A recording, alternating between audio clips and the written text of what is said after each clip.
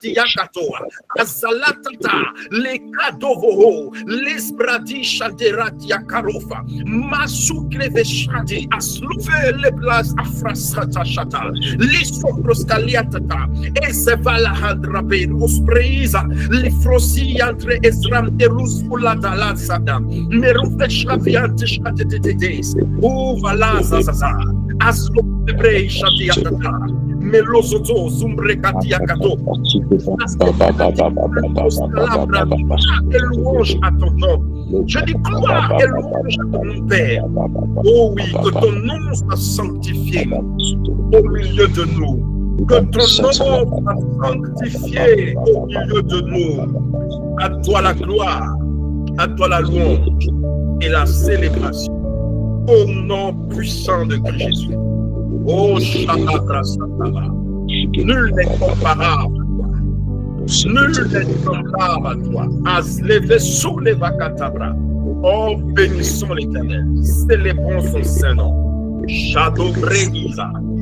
Leveros Brakia Zato. Ashataba. Alléluia. Alléluia. Amen.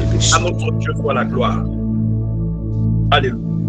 Le centenier pouvait dire à Jésus, non, je n'ai pas besoin que tu arrives chez moi, mais dis seulement un mot et mon serviteur sera guéri. Dis seulement un mot et mon serviteur sera guéri. Souvent, on cherche à ce que loin arrive à domicile. Non. My God. L'homme égale à sa parole, comme nous le répète quotidiennement notre Père. L'homme, c'est sa parole. Si seulement la parole est libérée, c'est largement suffisant. Alléluia. Dis seulement un mot. Dis seulement un mot. Et mon serviteur sera guéri. Alléluia. Et ce soir, j'aimerais que nous élevons nos voix alors que l'orateur de ce soir, sinon de cette nuit, est déjà parmi nous. J'aimerais qu'on dise simplement, Père, dis un mot. Dis un mot concernant ma vie, concernant ma destinée, concernant ma situation, concernant mes challenges, concernant mes défis. Dis seulement un mot. Pas besoin de beaucoup, juste un mot. Dis seulement un mot. Azleva Sobra. Dis un mot pour que les choses changent. Dis un mot afin que le miracle soit manifesté. Dis un mot sur ma vie ce soir, dans le nom de Jésus. Est-ce que quelqu'un peut murmurer ces paroles, my God, aux oreilles de Dieu? Est-ce que quelqu'un peut parler au cœur de Dieu cette nuit et dire, Seigneur, visite-moi, envoie-moi ta parole ce soir, par l'instrument que tu as choisi, envoie-moi ta parole, qu'elle vienne à moi pleine de grâce et d'efficacité, dans le nom puissant de Jésus. Ta parole qui est esprit et vie, qui a la capacité de vivifier ceux qui étaient morts, qui a la capacité de ressusciter ceux qui étaient enterrés, de redonner vie à mes affaires, redonner vie à, oh my God, à ma foi, redonner vie à ma vie de prière. Donc, vois-moi ta parole qui est puissante et efficace. Que ta parole vienne à moi ce soir. Que ta parole vienne à moi cette nuit. Dans le nom de Jésus.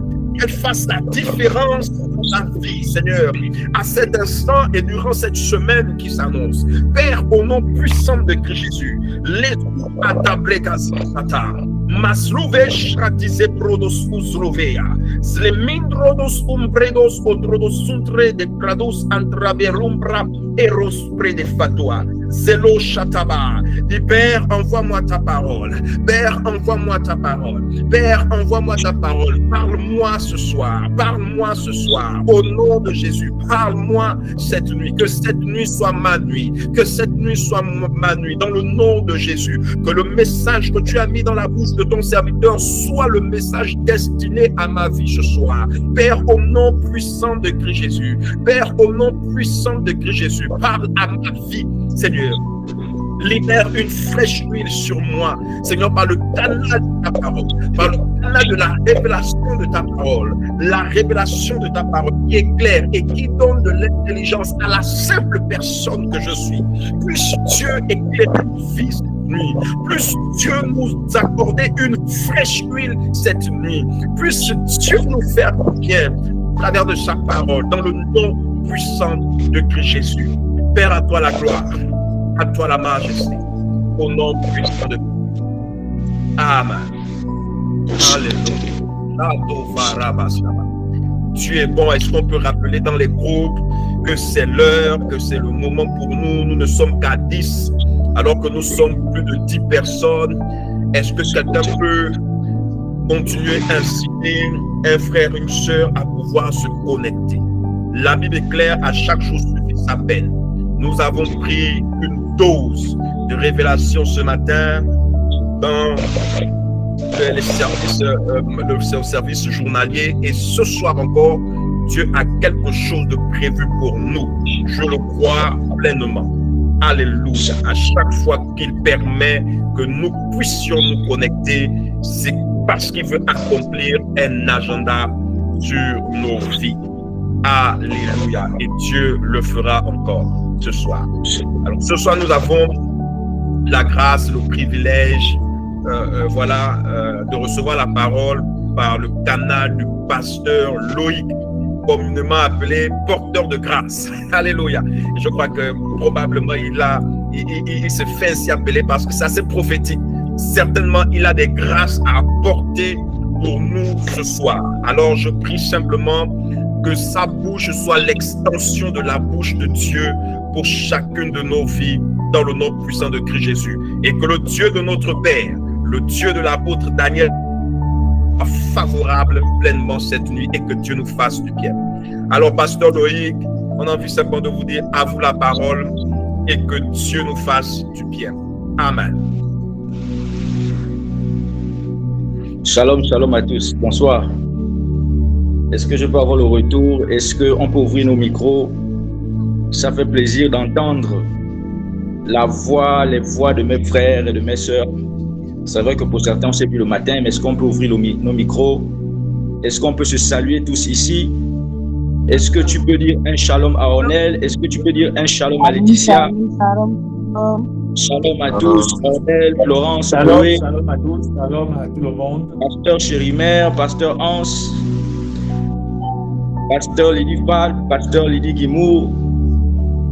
Bonsoir, shalom à tous. Shalom à tous. Je vous dis bonsoir à tous. Yes. C'est une joie et c'est une grâce pour nous d'être là ce soir. Et je bénis le Seigneur pour l'occasion, l'opportunité qui m'est offerte ici par mon père spirituel, l'apôtre Daniel Guimour, que nous honorons, que nous célébrons au passage. Nous rendons toute la gloire à Dieu pour ces moments en ligne, des moments d'édification, des moments de grâce et de faveur à ne pas négliger. Donc ce soir encore, nous allons partager la parole. Ce soir, nous allons encore naviguer dans la parole de Dieu, et je prie que Dieu nous fasse du bien. Je prie que tu partes avec la portion que Dieu a prévue pour toi ce soir. Amen. Donc nous allons parler ce soir. Le thème de ce soir de l'exhortation, c'est « Ton cœur est la priorité de Dieu ». Déjà, je veux savoir, est-ce que tout le monde me reçoit proprement, clairement? Est-ce que tout le monde me reçoit clairement? J'aimerais avoir un retour. Vous savez, lorsqu'on n'est pas habitué à ces choses-là et qu'on parle comme ça, on aimerait quand même savoir si on est bien écouté. Donc, est-ce que tout le monde me reçoit? Est-ce que tout le monde me reçoit? Est-ce que je peux avoir des messages en commentaire ou des émoticônes? Ok, Laetitia Mourou. Est-ce que tout le monde me reçoit? Noé et Tougué. Merci encore. Ok, d'accord.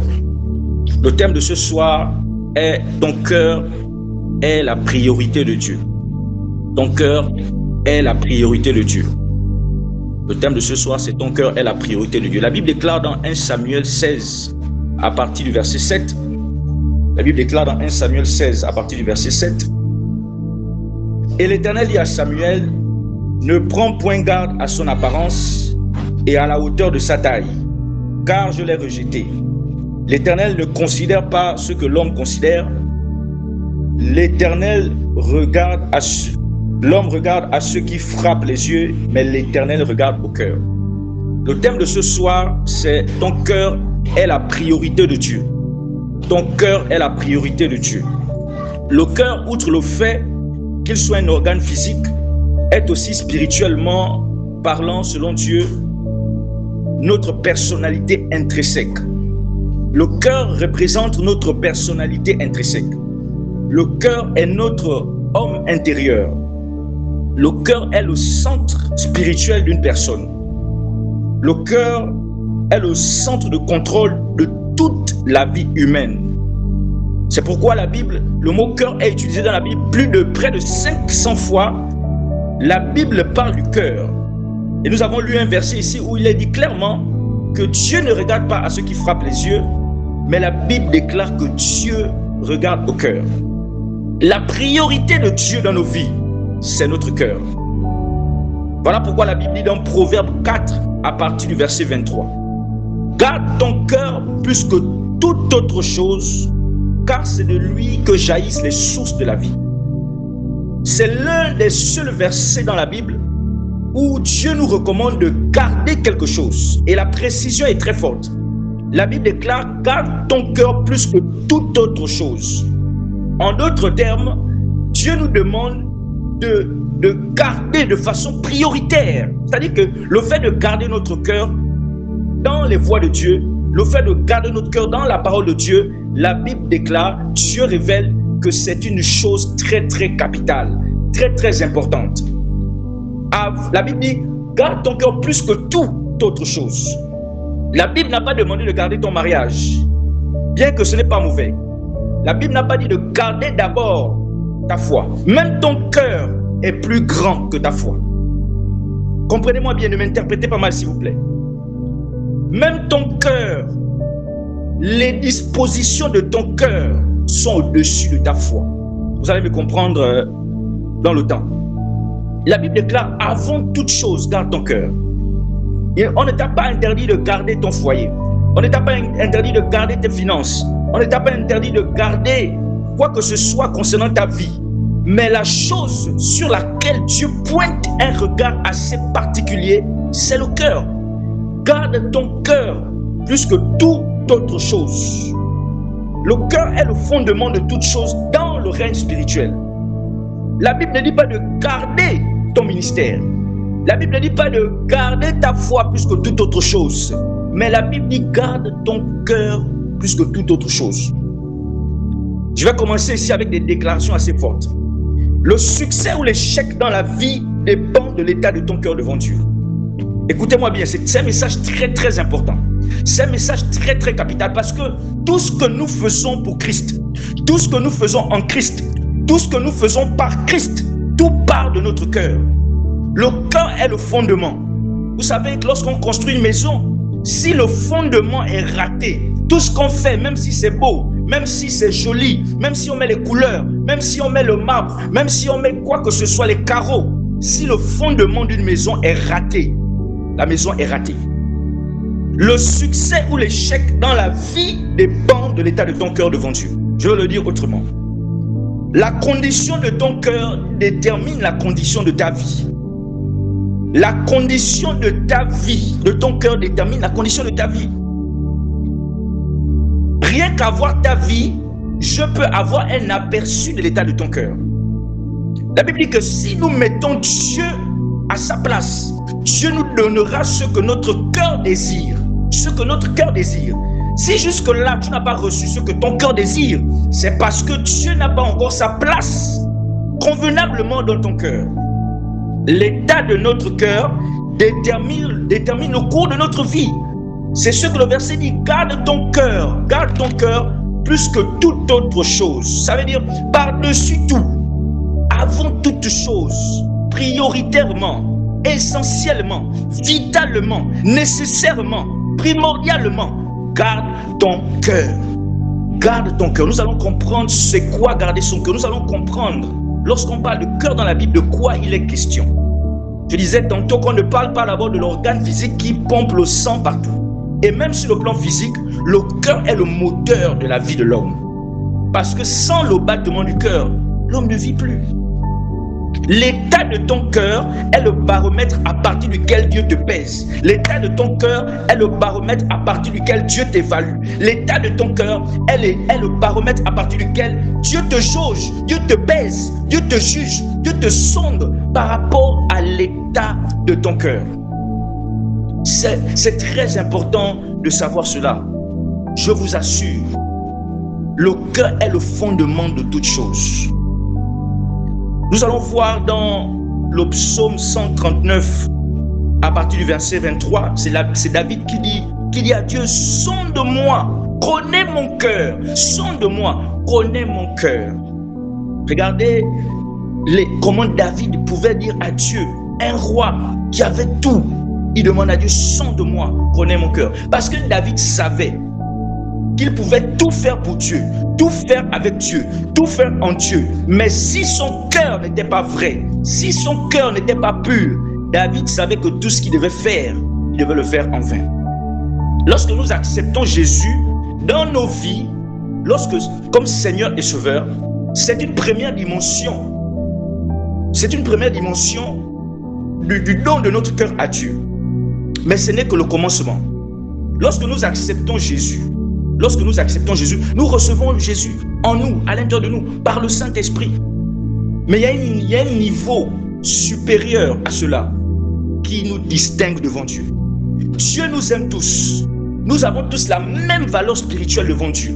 Que tu sois pasteur, que tu sois bishop, que tu sois archibishop, devant Dieu, nous avons tous la même valeur spirituelle. Nous avons été tous rachetés au même prix, au prix du sang de Jésus. Mais nous n'avons pas tous le même poids, la même estimation, la même considération devant Dieu. Est-ce que quelqu'un comprend? Nous avons tous la même valeur devant Dieu, mais Dieu ne nous estime pas tous pareillement. Dieu nous aime nous tous, mais Dieu ne nous estime pas tous pareillement. Ah oui, nous pouvons être là entre frères et sœurs en Christ. Nous pouvons être là dans la même église, mais nous ne sommes pas estimés de la même valeur devant Dieu. C'est très important à savoir. L'une des choses qui nous distingue devant Dieu, c'est l'état de notre cœur. Nous allons comprendre que dans l'Ancien Testament, la chose qui a distingué tous les serviteurs de Dieu de l'Ancien Testament devant Dieu, c'était l'état de leur cœur. David dit, sonde-moi, connais mon cœur, connais mon cœur. La Bible déclare dans Proverbe 17 à partir du verset 23, la Bible déclare, Dieu éprouve les cœurs. Dieu éprouve les cœurs. Ce n'est pas ce que nous faisons physiquement. Il ne s'agit pas de ce qu'on fait et de ce qu'on ne fait pas d'abord. Il ne s'agit pas de la quantité. La Bible déclare que ne regarde pas à sa taille. Dieu a dit à Samuel, ne regarde pas à sa hauteur. Dieu ne regarde pas d'abord à la hauteur de nos actions. Dieu ne regarde pas d'abord au poids de nos exploits. Mais Dieu regarde d'abord à nos cœurs. Il est très important pour nous, surtout dans les temps dans lesquels nous sommes, d'avoir un cœur selon le cœur de Dieu. Nous allons comprendre c'est quoi avoir un cœur selon le cœur de Dieu. Le cœur de nos problèmes, c'est le problème du cœur. Est-ce que quelqu'un peut noter ça quelque part? Le cœur de nos problèmes, c'est le problème du cœur. Tous les problèmes que nous avons sur la terre, tout ce que nous vivons, les complications, les difficultés, les blocages, toutes ces choses sont en partie liées à notre cœur, sont en partie liées à l'état de notre cœur. Je disais tout à l'heure, montre-moi ta vie, je te montrerai l'état de ton cœur. Le cœur de nos problèmes, c'est le problème du cœur. Jérémie 17, verset 9 dit, le cœur de l'homme est tortureux. Par-dessus tout, qui peut le connaître? Qui peut le connaître? Moi, l'Éternel, j'éprouve les cœurs. Dieu éprouve ton cœur. Dieu éprouve ton cœur.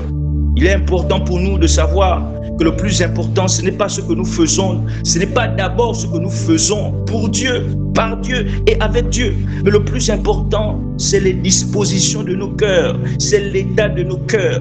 Dieu, dans la Nouvelle Alliance, cherche des hommes et des femmes selon son cœur. Dieu, dans la Nouvelle Alliance, cherche des hommes et des femmes selon son cœur.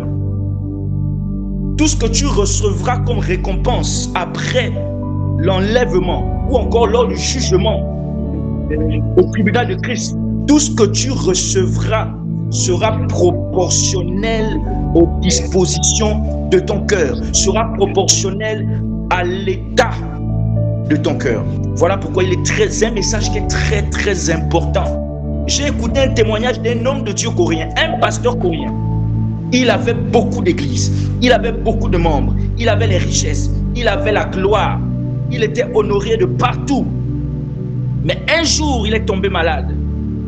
Et Dieu l'a fait grâce de visiter le ciel. Dieu l'a fait grâce de faire un tour au paradis. Et Dieu va lui dire que je ne me suis pas retrouvé dans tout ce que tu as fait là. Je ne me suis pas retrouvé dans tout ce que tu as fait là. La Bible dit, ce peuple m'adore des lèvres, mais son cœur n'y est plus. Dieu cherche des hommes et des femmes selon son cœur. Ce n'est pas le fait forcément que tu sois constant à l'église. Ce n'est pas forcément le fait que c'est toi qu'on connaît, que tu vis dans la sanctification. Ce n'est pas forcément le fait que c'est toi qui es dans toutes les activités des comités de l'église. Ce n'est pas le fait que c'est toi qui sois plus proche de l'homme de Dieu. Ce n'est pas le fait que c'est ton nom qui est dans la bouche de l'homme de Dieu. Ton nom est sucré dans la bouche de Dieu. Ça n'a rien à y voir. Ça n'a rien à y voir. Tu peux être à côté d'un homme de Dieu. C'est même encore plus dangereux pour toi lorsque tu es exposé. Vous savez, il est même mieux de faire un service fort, un service agréable à Dieu qui ne nous expose pas au projecteur de l'église ou du monde. C'est même encore mieux. L'épreuve est encore moins dangereuse, s'il faut le dire comme ça. Tu es moins éprouvé. Tout passe par le cœur. Le cœur de l'homme est tortureux. Le cœur de l'homme est torturé. Je vais lire Jérémie 17 à partir du verset 9. Je vais lire Jérémie 17 à partir du verset 9. Je vais aller vite. Je vais aller avec le téléphone parce que avec la Bible en papier, ça va me ralentir. Donc en même temps je parle, en même temps je lis. Jérémie 17 à partir du verset 9. Le cœur de l'homme est torturé. La Bible dit que lui-même ne connaît pas son cœur. Là où tu es là, toi-même tu ne connais pas ton cœur. Tu ne connais pas l'état de ton cœur. Parfois, tu fais des choses pour bien. Mais la Bible dit que c'est Dieu qui éprouve les cœurs. C'est Dieu qui éprouve les cœurs. Jérémie 17, à partir du verset 9, la Bible déclare: le cœur est torturé par-dessus tout.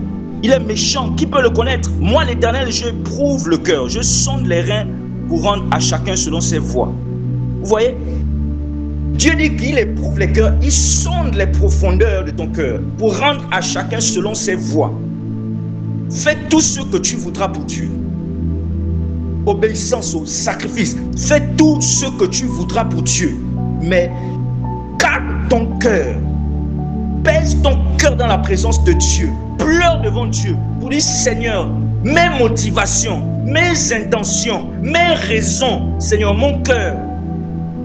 L'état de ton cœur peut t'emmener à ne rien avoir en termes de récompense devant Dieu. La Bible dit dans Matthieu 15, à partir du verset 19, la Bible dit: car c'est du cœur que viennent les mauvaises pensées, les meurtres, la méchanceté des hommes. Tout ça vient du cœur. Tout ça vient du cœur. Le Congo, ça, les critiques, le fait de cancaner, les médisances, les diffamations. Tout cela vient du cœur. Tout cela vient du cœur. Nous devons garder notre cœur. Nous devons surveiller à la loupe. Est-ce qu'il y a la haine? Est-ce qu'il y a la rancune? Est-ce qu'il y a la jalousie? Est-ce que lorsque je vois mon frère évoluer, ça me fait du bien? Est-ce que c'est très très important? Je nous en supplie. Tout cela vient du cœur. Garde ton cœur plus que tout. Est-ce qu'il y a la rancune dans ton cœur?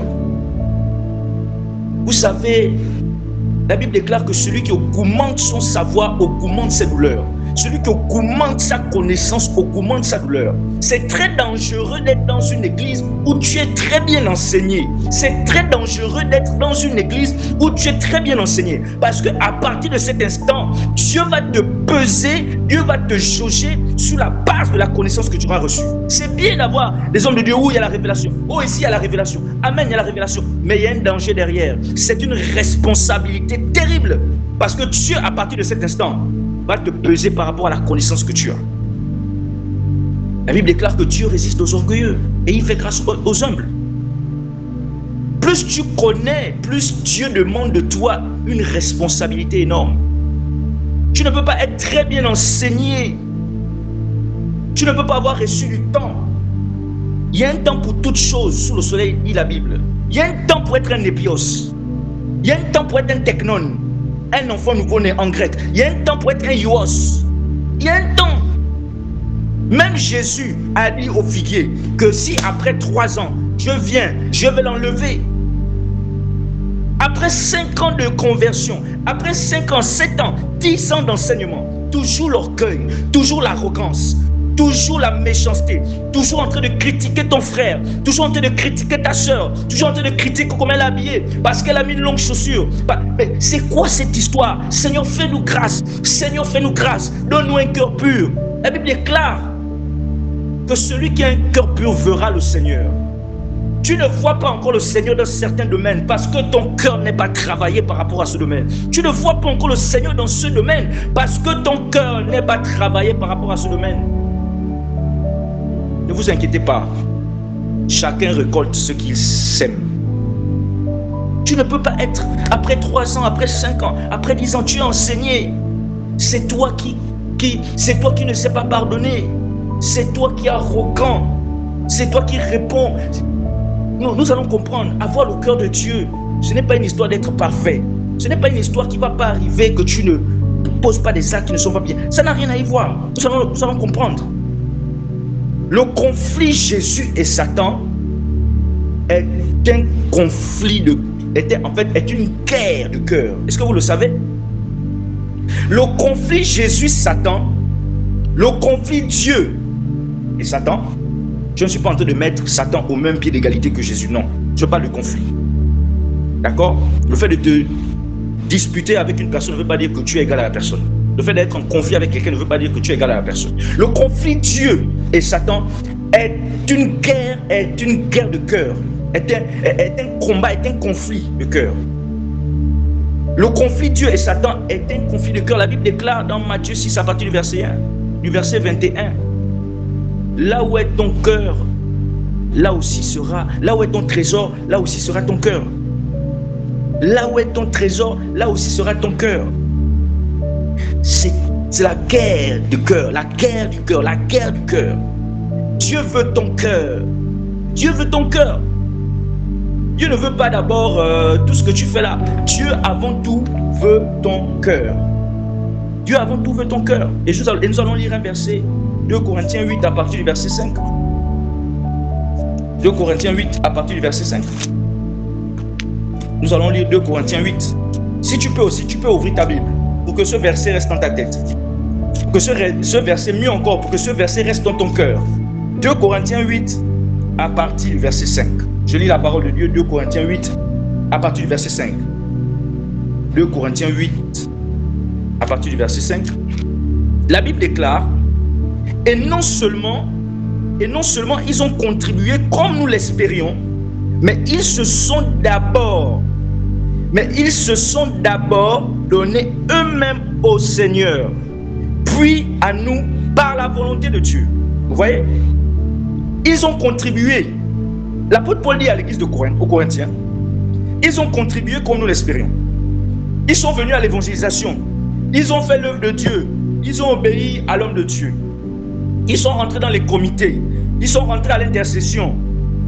Mais la Bible dit, mais, écoutez bien, mais, ils se sont d'abord donnés eux-mêmes au Seigneur. Ce verset révèle en fait qu'il est possible de se donner au Seigneur par toutes sortes de choses sans se donner d'abord au Seigneur. Est-ce que quelqu'un me comprend? Il est possible de faire des choses pour Dieu. Il est possible de contribuer dans les choses de Dieu. Il est possible de faire des exploits pour Dieu. Les hommes te connaissent. C'est toi qui fais les dons. C'est toi qui en termes d'évangélisation, c'est toi qui fais ceci, c'est toi qui fais cela. C'est toi la grande chantre. C'est toi le grand prédicateur. Mais la Bible déclare, mais ils se sont d'abord, avant de donner des choses à Dieu, sois d'abord toi-même un don pour Dieu. Avant de donner des choses à Dieu, sois d'abord toi-même un don pour Dieu. C'est-à-dire ton cœur. Ils ont fait des choses pour Dieu, ils ont contribué. Mais l'apôtre Paul dit, ils se sont donnés d'abord au Seigneur, puis à nous. qu'une femme selon le cœur de Dieu se donne d'abord à Dieu, puis aux hommes de Dieu. Le fait de se soumettre à un homme de Dieu est biblique. Le fait de se soumettre à un homme de Dieu est biblique. Ils se sont donnés d'abord au Seigneur, ensuite ils se sont donnés à nous. La preuve que tu te donnes à Dieu, c'est la preuve que tu te donnes à un homme. Tu te soumets à un homme. Tu suis la vision d'un homme pour que ta vision te soit donnée. Si tu es fidèle dans ce qui est autrui, Dieu te donnera pour toi. Le conflit entre Dieu et Satan est un conflit de cœur, est une guerre de cœur. Voilà pourquoi la Bible déclare, là où est ton trésor, là aussi sera ton cœur. Il est facile de savoir dans la vie d'un enfant de Dieu là où est son cœur. La Bible déclare dans Matthieu 6, 24, vous ne pouvez pas servir Dieu et maman. Vous voyez, le conflit entre Dieu et Satan est un conflit d'adoration, est une guerre d'adoration. Matthieu 4, verset 9 dit, Satan dit à Jésus, si tu te prosternes et m'adores, je te donnerai. Vous voyez le parallélisme? Il y a tout un échange. Vous voyez comment on met un parallèle entre l'adoration et la richesse, entre l'adoration et les trésors. Jésus a dit, là où est ton trésor, là aussi sera ton cœur. Satan dit, si tu te prosternes et m'adores, je te donnerai des trésors. N'échange pas ton adoration pour Dieu pour les choses de ce monde. N'échange pas ton adoration pour Dieu pour les choses qui périssent. C'est un conflit de guerre et un conflit d'adoration.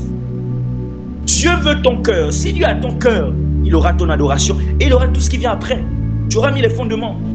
Satan aussi veut ton cœur. Vous ne pouvez pas servir, vous ne pouvez pas adorer Dieu et maman. Vous ne pouvez pas servir deux maîtres. Et Satan dit, si tu te prosternes et m'adores, c'est un conflit d'adoration. Voilà pourquoi la Bible déclare que Dieu cherche des adorateurs. En fait, ce verset est en train de dire, Dieu cherche des cœurs sincères. Dieu cherche des cœurs purifiés. Dieu cherche des cœurs repentants. Dieu veut d'abord ton cœur avant toute chose, avant le service, avant les œuvres, avant le bon comportement, avant le fait que je ne bois plus, je ne fume plus. C'est bien, c'est une bonne chose. Mais Dieu veut d'abord ton cœur avant toutes ces choses. Sois d'abord toi-même un don à Dieu avant de donner à Dieu quoi que ce soit. Il est possible de faire des grandes choses avec Dieu sans être approuvé de Dieu.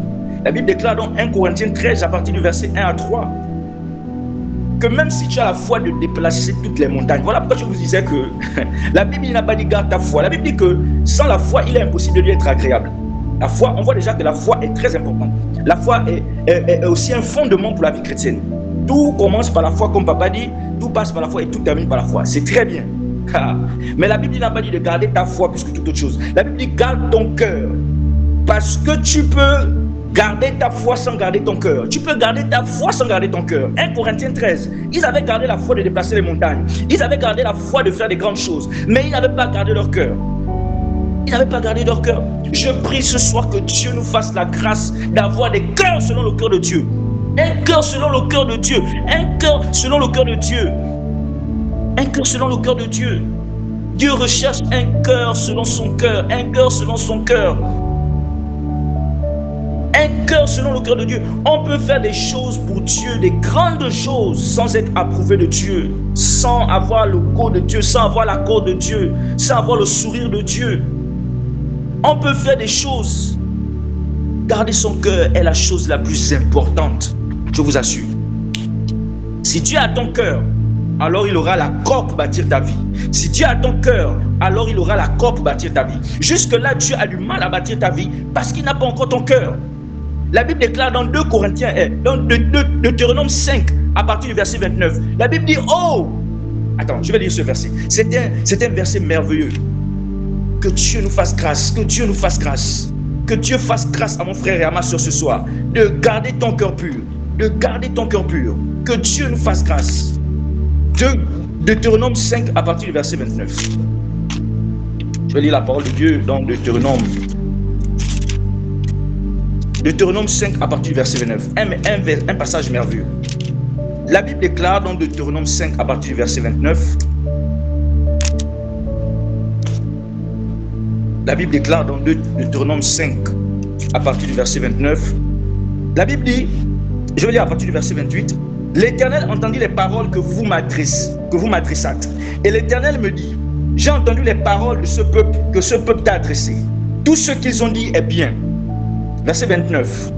Oh, c'est Dieu qui s'étonne, qui s'exclame. Oh, s'ils avaient toujours ce même cœur pour me craindre et pour observer tous mes commandements, qu'ils fussent heureux à jamais, eux et leurs enfants. Si Dieu a ton cœur, alors Dieu a ton accord pour bâtir ta vie. Si Dieu a ton cœur, alors Dieu a l'accord pour bâtir ta vie. Dieu a du mal à construire ta vie parce que Dieu n'a pas ton cœur.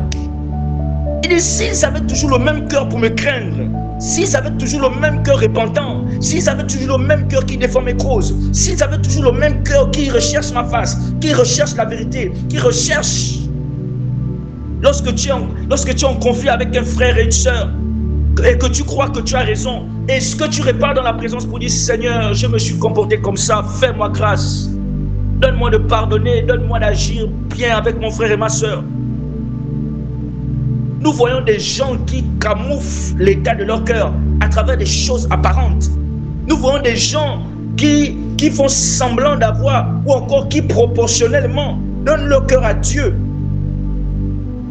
La Bible déclare, oh, s'ils avaient toujours ce même cœur, afin qu'ils fussent heureux. Jusque-là, il y a des domaines dans lesquels tu n'es pas heureux, c'est à cause de l'état de ton cœur dans le même domaine-là.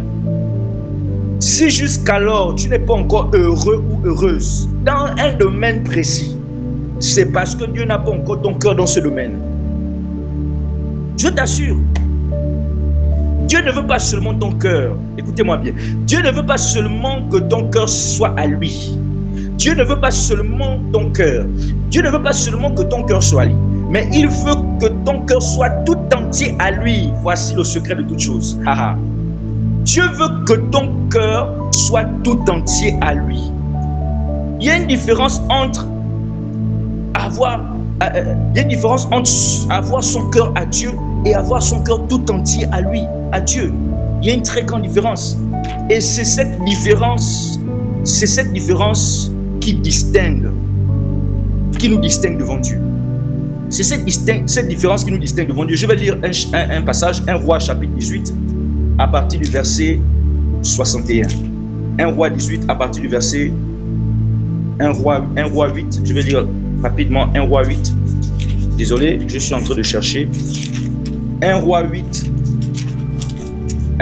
à partir du verset 61. La Bible dit que votre cœur soit tout à l'Éternel, notre Dieu, comme il est aujourd'hui pour servir ses lois et pour observer ses commandements. Que votre cœur soit tout à l'Éternel.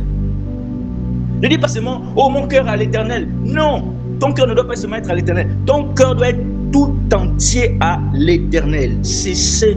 Voilà l'élément qui fait toute la différence entre les enfants de Dieu. Dieu nous aime tous, je le disais tout à l'heure. Dieu nous aime tous. Mais est-ce que Dieu nous donne tous les mêmes responsabilités?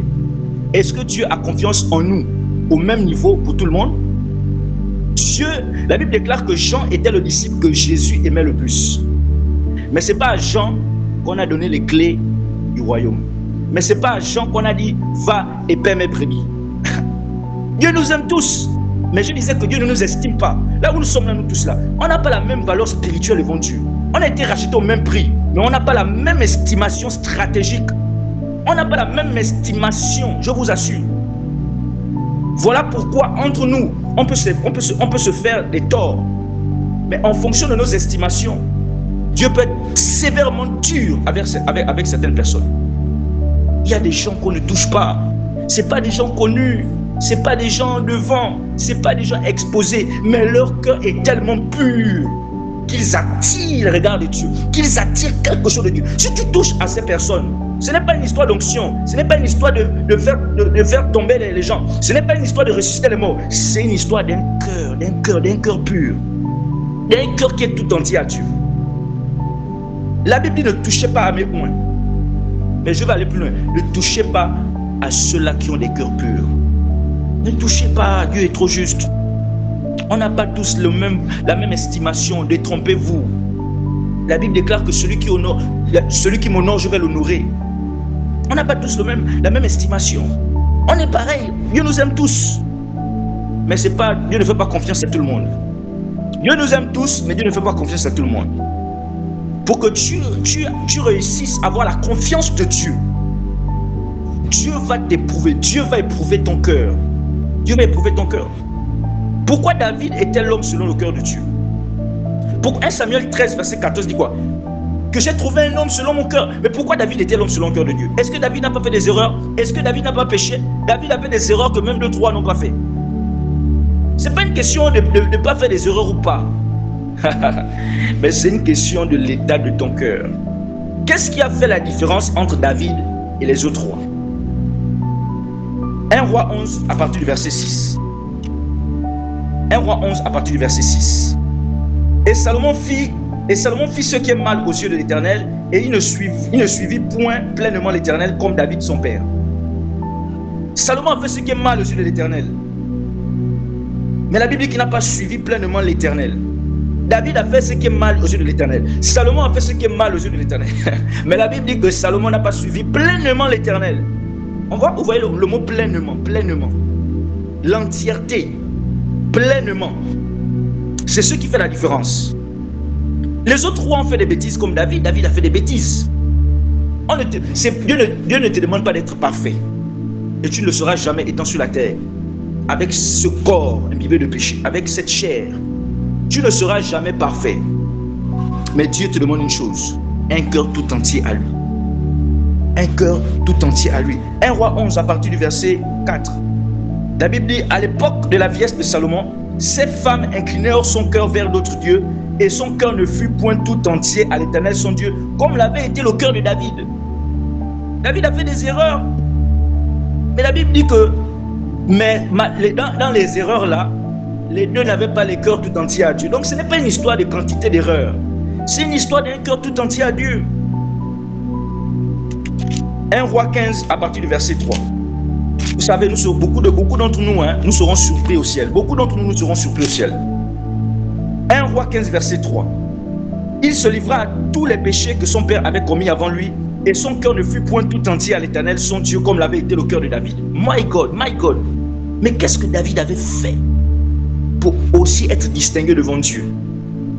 Un cœur tout entier à Dieu. Ce qui va nous distinguer dans cette génération, c'est d'avoir un cœur tout entier à Dieu. Tout se joue au niveau du pourcentage d'appartenance de ton cœur à Dieu. Je répète, tout se joue au niveau du pourcentage d'appartenance de ton cœur à Dieu. Peut-être que ton cœur est à Dieu à 80%. Mais la Bible nous dit que Dieu recherche un cœur tout entier à lui. Dieu ne veut pas avoir une place dans ton cœur. Dieu ne veut pas la première place dans ton cœur. Mais Dieu veut toute la place. Dieu veut la place qu'il est due. Dieu ne veut pas la première place. Seigneur, prends la première place. Dieu ne veut pas la première place. Parce que quand tu parles de première place, c'est que tu quantifies. C'est que tu mets déjà une marge de comparaison. Dieu ne veut pas la première place dans ta vie, mais Dieu veut toute la place dans ta vie. Dieu ne veut pas la seconde place. Dieu veut toute la place dans ta vie. Voilà le problème. Voilà d'où vient le problème. Parce que tu as donné à Dieu la première place, mais tu n'as pas donné à Dieu toute la place qui lui est due. Cette histoire est une histoire individuelle. Ce n'est pas une histoire de couple. Ce n'est pas une histoire d'être proche de l'homme de Dieu. Ce n'est pas une histoire d'être connu. Ce n'est pas une histoire d'être dans les réseaux sociaux. C'est une histoire d'intimité. C'est une histoire de relation. C'est une histoire de communion. C'est une histoire d'avoir un cœur repentant. Un esprit repentant. Dieu veut l'intégralité, Dieu veut la totalité, Dieu veut la globalité, Dieu veut la plénitude, Dieu veut la complétude, Dieu veut l'entièreté de ton cœur. Ce n'est pas tant les dîmes et les offrandes. La dîme, les prémices sont des indicateurs, sont des limites. C'est une discipline que Dieu t'a donnée pour garder ton cœur tout entier à lui. Mais ce n'est pas tant l'argent que Dieu veut, mais c'est ton cœur que Dieu veut. Voilà pourquoi il dit, là où est ton trésor, là où sera ton cœur. Tu ne peux pas prétendre avoir un cœur tout entier à Dieu à lui et tes trésors ne sont pas tournés vers Dieu. Et ton temps n'est pas tourné vers Dieu. Et ton potentiel n'est pas tourné vers Dieu. Et tes talents, ton énergie n'est pas tourné vers Dieu. Celui à qui on a un cœur tout entier, c'est celui à qui on présente nos trésors. Celui à qui on a un cœur tout entier, c'est celui à qui on donne du temps. L'apôtre Paul a dit à Corinthe, vous avez participé comme j'espérais, mais avant cela, mais vous vous êtes d'abord donné vous-même. Dieu veut que tu te donnes d'abord toi-même. Dieu veut que tu présentes ton cœur. Ne viens pas présenter tes finances, ne viens pas présenter tes Dieu n'est pas impressionné par ça. l'état de ton cœur impressionne Dieu mieux que l'état de ta foi. L'état de ton cœur impressionne Dieu mieux que l'état de ta foi. C'est vrai que Jésus nous a dit qu'il a été étonné par la foi de la femme cananéenne. Mais je vous assure, après sa résurrection, ce n'est plus la foi qui bat Dieu, c'est l'état de ton cœur. C'est l'état de ton cœur. Dieu aime tout le monde, mais Jésus ne se lève pas de son trône lorsque tout le monde meurt. Étienne est mort, Jésus s'est levé. Étienne est mort, Jésus s'est levé. On n'a pas tous la même estimation. Faites attention à comment vous traitez les gens. Vous pouvez être dans une église, mais vous n'avez pas tous les mêmes estimations devant Dieu. Tu vas faire mal à un frère, à une soeur. Dieu va te paralyser, Dieu va te frapper. Il ne va même pas passer par le serviteur de Dieu. C'est une histoire personnelle. L'histoire du cœur là, c'est une histoire personnelle. C'est là le secret de tout. C'est là le secret de tout devant le trône de la récompense. Devant le tribunal de Christ, c'est là la différence. C'est là la base. C'est là le fondement. L'état de ton cœur. Ce n'est pas une histoire de ne pas ou de ne jamais pécher ou de ne jamais commettre des erreurs ou d'être parfait. Ce n'est pas cette histoire-là dont il s'agit. David avait commis des erreurs. David avait des manquements. C'est une histoire d'être humble l'esprit. C'est une histoire d'avoir un esprit repentant. Lisez le psaume 51. Lisons le psaume 51. Un cœur selon le cœur de Dieu. Lorsque c'est-à-dire que ton cœur désire être dans la volonté de Dieu. Il peut arriver que tu fasses des erreurs. Tu vas tomber. Tu vas faire des erreurs. Tu vas te retrouver en train de médire, en train de diffamer sur un frère, sur une sœur. Mais lorsque tu vas rentrer, tu ne seras pas en paix. Quelque chose va te réveiller. Tu vas dire, Seigneur, je ne suis pas parfait. Je me suis mal comporté avec mon frère. J'ai critiqué mon frère. Seigneur, fais ma grâce. Un cœur repentant. Ce n'est pas un cœur qui ne fait pas les erreurs. Ce n'est pas un cœur qui est parfait. Mais c'est un cœur qui recherche la pensée de Dieu, la volonté de Dieu, le plaisir de Dieu, la joie de Dieu. C'est un cœur pur. La Bible déclare qu'un cœur pur, celui qui a le cœur pur verra le Seigneur. Tu ne vois pas le Seigneur parce que tu n'as pas un cœur pur. Nous, on voit que tu es bien là, tu fais l'apparence. Bonjour, tu as la belle voix, tu fais semblant d'être douce, mais ton cœur n'est pas tout entier à Dieu. Dieu te voit, tu fais semblant. Dieu connaît au plus profond de toi ce que tu penses. Quand tu vois tel, quand tu vois X, quand tu vois Y, comment tu me dis, comment la petite voix dit, mais regarde comment elle est mal habillée, regarde comment elle est là-bas. Dieu voit au plus profond de ton cœur et Dieu te pèse. Il te pèse. Il te pèse. C'est une histoire d'avoir des dispositions qui plaisent à Dieu. On ne parle pas d'être parfait, on parle de disposition, la disposition de cœur. C'est-à-dire que tu es disposé à pardonner. Même si tu ne pardonnes pas sous le coup, mais tu es disposé à pardonner. Mais tu n'es pas à l'aise. Tu dis, Seigneur, aide-moi. Seigneur, fais-moi grâce. J'ai du mal à laisser l'impudicité. J'ai du mal à laisser les critiques. J'ai du mal à laisser la fornication. J'ai du mal à laisser la médisance. J'ai du mal à laisser les moqueries. Je viens à l'église, je me moque. La vie des autres, c'est ça ma vie. C'est ça ma vie pour faire le Congo ça. J'ai du mal. Dieu n'est pas contre, mais c'est pas dans l'erreur, mais c'est l'attitude après l'erreur. C'est pas dans l'erreur, mais c'est l'attitude après l'erreur. Un cœur selon Dieu, c'est un cœur qui fait confiance à Dieu. Seigneur, je ne sais pas où je vais. Les choses sont compliquées. Je n'ai pas telle chose, je n'ai pas d'enfant, je n'ai pas de mari, mais je te fais confiance. Un cœur selon le cœur de Dieu, c'est un cœur qui finit par accepter le brisement. C'est un cœur qui finit par accepter le brisement. C'est un cœur qui finit par accepter le brisement, même si c'est progressif. C'est un cœur qui part dans la présence de Dieu pour dire, Seigneur, j'ai mal répondu à mon époux. J'ai mal répondu à mon épouse. J'ai été arrogant, orgueilleux à cause de mes titres, à cause de mes fonctions. J'ai manqué de respect à ma hiérarchie. J'ai manqué de respect à mon frère. C'est un cœur qui repart dans la présence de Dieu. C'est un cœur qui dit, Seigneur, j'ai mal agi, aide-moi. C'est un cœur qui dit, Seigneur, je ne peux rien sans toi. Seigneur, je ne suis rien sans toi. Seigneur, ne tiens pas compte de mes erreurs. Seigneur, ne tiens pas compte de mes manquements. Seigneur, aide-moi, fais-moi grâce. Donne-moi la force de saluer ce frère. Donne-moi la force de pardonner. Joss Meyer a été violé par son père. Plus de 100 fois. Joss Meyer a été violé par son père. Plus de 100 fois. Mais Jésus lui a dit, pardonne.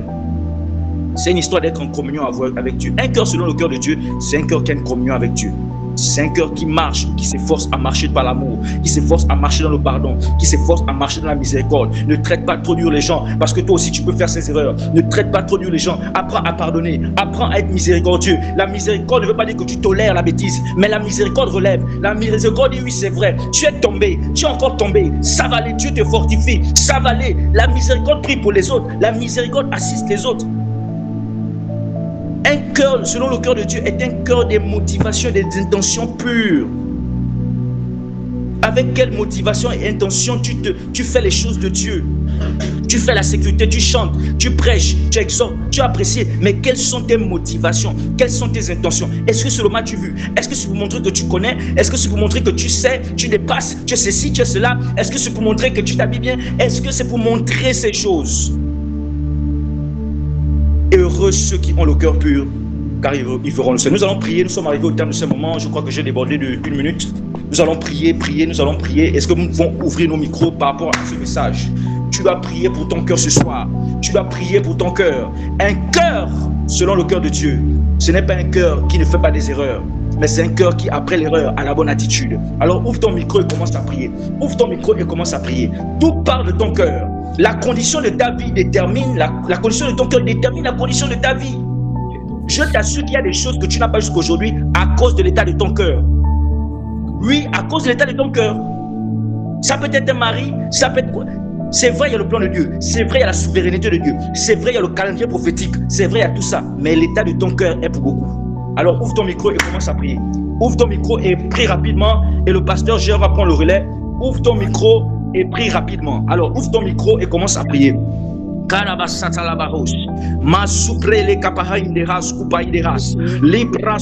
Seigneur mon cœur, je viens dans ta présence, je viens devant le trône de la grâce, Seigneur, te présenter mon cœur, sonde mes reins, Seigneur, donne-moi un cœur pur, donne-moi un cœur selon le cœur de Dieu, un cœur repentant, un cœur qui aime la vérité, un cœur qui désire marcher dans l'amour, un cœur qui a soif, un cœur qui honore tes principes, un cœur soumis, un cœur selon ta pensée, un cœur selon ta parole, un cœur qui obéit à ta parole, un cœur qui t'honore, un cœur qui respecte, un cœur qui pardonne, un cœur qui se soumet à l'autorité, un cœur qui ne se montre pas pour exposer ses talents, pour exposer ses valeurs, un cœur qui ne cherche pas, qui ne vit pas dans les complexes, un cœur qui n'est pas là pour m'attuder, pour montrer que tu connais, un cœur qui n'est pas là à insister dans le péché, mais un cœur qui sait revenir dans ta présence, un cœur qui sait revenir dans ta présence. Père, fais-nous grâce. Kalabasata la bas. Ribos kante paidas. Les bras sous kabarabasata la baba. Inde barus ketalia barus. Les bras sous ketele bébé. Père, merci pour ta grâce. Que la gloire, l'honneur et la majesté te reviennent. Sois béni, Père. Permets que ces paroles rentrent en nous. Permets que ces paroles prennent forme et vie en nous. Permets que ces paroles rentrent en nous. Permets que ces paroles prennent vie et forme. Permets que ces paroles prennent vie et forme. Au nom suprême de Jésus, pour ta seule gloire, pour l'avancement de ton œuvre. Au nom suprême de Jésus.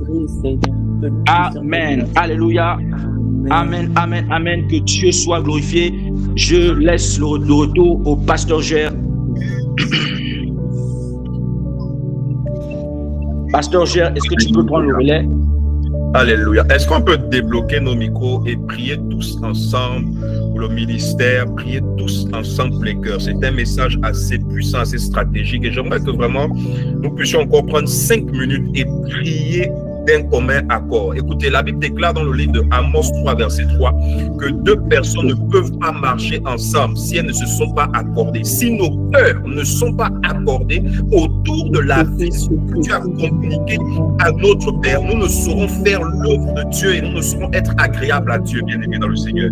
Est-ce qu'on peut débloquer nos micros? Je ne sais pas où tu te trouves actuellement. Tu es en plein service. Alléluia.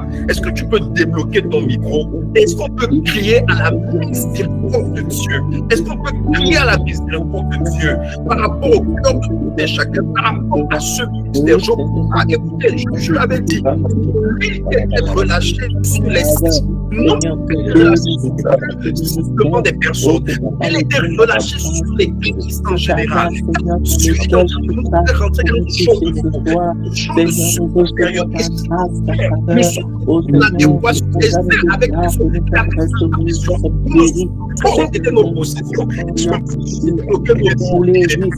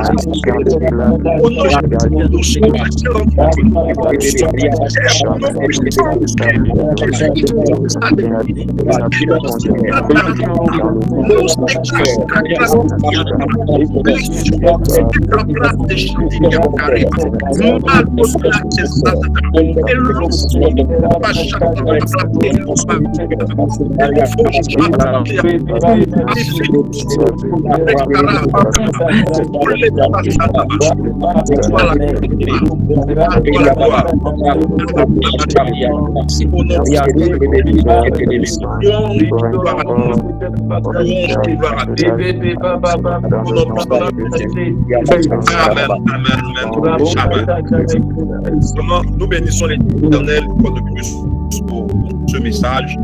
Que Dieu renouvelle la force de son oint dans le nom puissant de Christ. Quelle qualité de message! Alléluia! Depuis le pasteur Hans, ensuite on a eu le pasteur Ben et ce sont le pasteur Loïc. Pour toutes les qui ont été présentes, je pense qu'elles mesurent la qualité, la hauteur, la profondeur des messages et des révélations qui nous sont accordées. Waouh, waouh, waouh! Des messages si puissants, si structurés, on est béni. Écoutez, quand l'huile descend, ça ne s'ignore pas. Alléluia. Je dis, quand l'huile descend, ça ne s'ignore pas. Alléluia. Amen. Nous sommes vraiment bénis. Alléluia. Alléluia. Nous sommes bénis. Alors, la semaine prochaine, dimanche prochain, nous allons poursuivre notre service. C'est chaque dimanche que nous avons notre service en ligne. Et nous aurons la grâce d'être entretenu par une pointe de l'Éternel. Alléluia. On sera entretenu par une pointe de l'Éternel. Écoutez, je crois personnellement, ça n'engage que moi, je crois qu'en 7 ans de la fin, la femme a un rôle stratégique à jouer dans le corps de Christ. Alléluia. Je le crois pleinement, fermement. Alléluia. Et certainement dimanche, nous allons avoir l'opportunité d'être exposés à cette grâce que Dieu a relâchée sur les femmes en tant qu'instrument. Alléluia. Pour l'Église et pour le rachat des nations. Amen. Donc, je nous invite à être présents dimanche. Ne manquons pas ce dimanche. Soyons à l'heure aussi. Voilà. Pas d'autres. Prions les uns pour les autres. Prions pour le ministère. Et la Bible est claire encore, je pouvais le dire tout à l'heure, Philippiens 4, verset 4. Réjouissez-vous dans le Seigneur. Alléluia. C'est toujours une affaire de cœur. Si nous ne portons pas le ministère à cœur, nous ne portons pas la vision à cœur, il sera difficile pour nous de pouvoir en manger les fruits. Ayons de la bonne volonté afin que Dieu nous donne la capacité de manger les meilleures productions des nations où nous sommes. J'interpelle aussi toutes les personnes qui se trouvent à l'étranger. Ce service est pour vous, ce service est pour moi. Soyons présents. J'ai envie de dire, soyons les premières personnes à répondre présentes. Alléluia. J'interpelle une fois de plus toutes les personnes. C'est une affaire de cœur, une affaire d'obéissance. J'interpelle toutes les personnes qui sont à l'étranger. Si tu es fils et fille de l'ADN, à moins que tu ne sois un fils ou une fille de l'ADN, je comprendrai. Mais si mon père est ton père, j'ai envie de dire, il n'est pas normal que tu sois à l'étranger, que tu manques à ce service. Alléluia.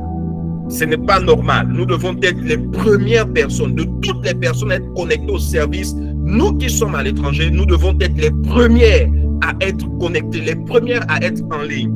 On le sait déjà que chaque dimanche, c'est un fait. Chaque dimanche, il y a service. De la même façon, nous ne devons pas manquer les services en présentiel. De la même façon, nous devons prendre nos dispositions afin d'être présents au service en ligne et à l'heure.